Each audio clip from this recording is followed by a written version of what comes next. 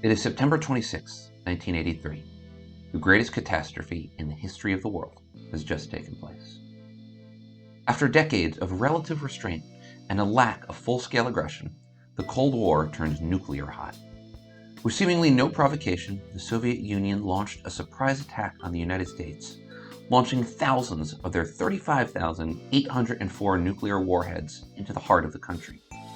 With no other recourse, the United States followed suit, firing a significant portion of its 23,305 nuclear weapons east. The death toll is monstrous. 100 million immediately die in the United States, another 75 million in the Soviet Union. In the days, weeks, and months that followed, hundreds of millions more died around the world, their deaths a direct result of the famine, war, and devastation that inevitably follows a nuclear exchange. It was almost history. And it would have been, if not for one man. In 1983, a freak technological accident nearly resulted in a full-scale nuclear war. Indeed, that might have come to pass, if not for the brave and thoughtful actions of one individual. 1983 was a tough time in the history of the Cold War. President Reagan had announced the Strategic Defense Initiative, aka Star Wars, which was designed to shoot down Soviet missiles before they reached American shores. Further exacerbating tensions was the deployment of Pershing II missiles to Germany and Great Britain, missiles which could hit the Soviet Union. Finally, earlier in the month, the Soviet Union had mistakenly shot down Korean Airlines Flight 007, killing 269 passengers and crew.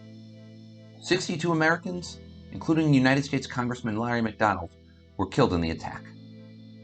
That leads us to September 26th. Lieutenant Colonel Stanislav Petrov was in charge of monitoring the Soviet Union's early warning satellites.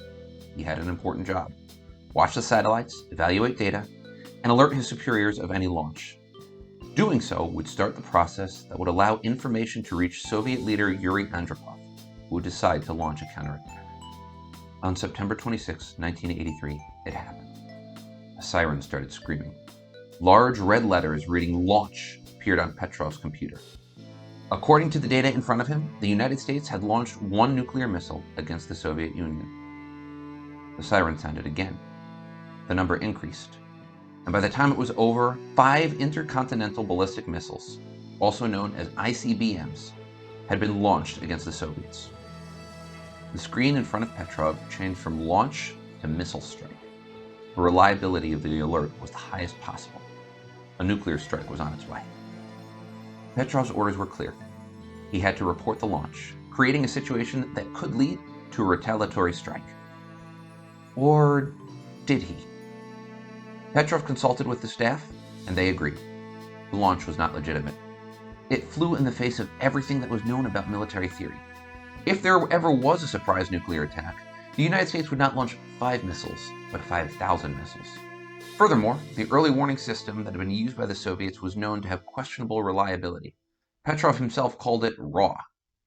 Upon further investigation, Petrov discovered that the ground-based radar could not see any missiles, even though their visibility was limited only to what was in front of them on the horizon. So, Petrov, then 44, dismissed the launch as a computer error, and reported a system error to the Soviet Union's Army headquarters. In speaking about the event, Petrov would say, quote, "I had a funny feeling in my gut. I didn't want to make a mistake. I made a decision, and that was it." Petrov made the correct decision. The error was later traced to the most mundane of causes. Satellites monitoring the skies for nuclear weapons mistook the reflection of the sun as it bounced off of the clouds. You heard that right. Clouds almost caused Armageddon. Petrov, for his part, went through a somewhat schizophrenic reaction from his Soviet superiors. He was initially praised for his restraint and promised a reward.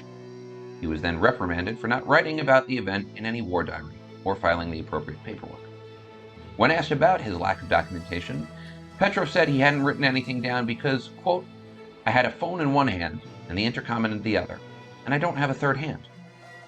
Eventually, Petrov took an early retirement and wound up working for the company that had developed the faulty early warning system. Petrov insisted his 1984 retirement had nothing to do with the 1983 event. Now, Petrov did suffer from the event. A 1998 BBC report quoted Petrov as saying he had a nervous breakdown. Of course, he was later honored for his actions.